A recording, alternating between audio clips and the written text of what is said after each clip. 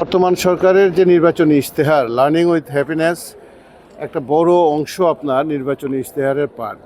জাতীয় বিশ্ববিদ্যালয় যেহেতু বাংলাদেশের সর্ববৃহৎ শিক্ষা প্রতিষ্ঠান, প্রায় 40 লক্ষ শিক্ষার্থী, সেই জন্য জাতীয় বিশ্ববিদ্যালয় সরকারের এই লার্নিং উইথ হ্যাপিনেসটাকে খুব সিরিয়াসলি নিয়েছে এবং গত কয়েক মাসে আমাদের প্রায় 30 লক্ষ শিক্ষার্থীকে নিয়ে আমরা বিভিন্ন ধরনের স্পোর্টস এবং কালচারাল অ্যাক্টিভিটিস করে যাচ্ছি।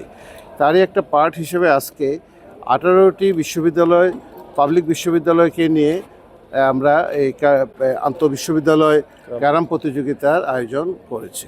কিছুদিন পূর্বে আমাদের এই জাতীয় বিশ্ববিদ্যালয় বিশ্ববিদ্যালয় ফুটবল টুর্নামেন্টে আপনার চ্যাম্পিয়ন হওয়ার গৌরব অর্জন করেছে এবং আগামী কয়েক মাসের ভিতরে আমরা একটা ম্যাসিভ প্ল্যান নিয়ে আগাচ্ছি সারা দেশের শিক্ষা প্রতিষ্ঠানগুলোতে। জাতীয় বিশ্ববিদ্যালয় প্রায় 2500 শিক্ষা প্রতিষ্ঠান, সেখানে লার্নিং উইথ হ্যাপিনেসের বড় প্রোগ্রাম নিয়ে আমরা আগাচ্ছি। আমরা মনে করি যে বাচ্চাদেরকে শিক্ষা দিতে গেলে তার শিক্ষার সাথে আনন্দের সাথে তাকে সেই শিক্ষাটা দিতে হবে।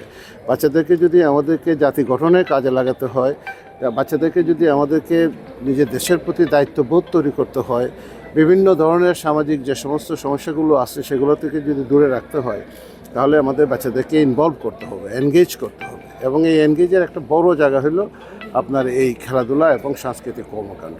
জাতীয় বিশ্ববিদ্যালয় এই জায়গাটাতে প্রচুর পরিমাণে পরিকল্পনা নিয়ে আগাচ্ছে এবং আগামী দিনগুলোতে আপনারা দেখতে পাবেন। আপনাদের কাছে একটা রিকোয়েস্ট হলো, আমাদের একটা অনুরোধ হলো, আমাদের এই যে এত বড় বড় আয়োজনগুলো হচ্ছে স্পোর্টস নিয়ে, এত বড় বড় সাংস্কৃতিক প্রোগ্রামগুলো হচ্ছে, মিডিয়ার ভাইদের প্রতি আমাদের আবেদন হলো এই জিনিসগুলোকে আপনারা একটু মিডিয়াতে তুলে ধরবেন।